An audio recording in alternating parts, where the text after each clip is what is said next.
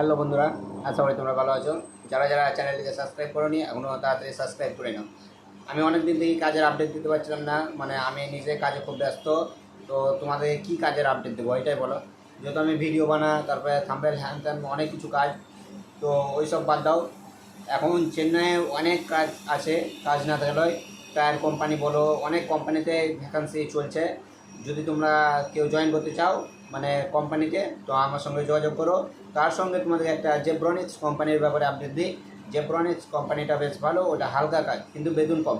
আর tyre কোম্পানিতে রাখবে যদি, টায়ার কোম্পানিতে স্যালারি বেশি, খানিক কাজটাও কঠিন, লেবারের নতুন কাজ, যেমন তোমার 12 ঘন্টা হবে, সেরকম স্যালারিও থাকবে 30,000, এটাও দেখতে হবে।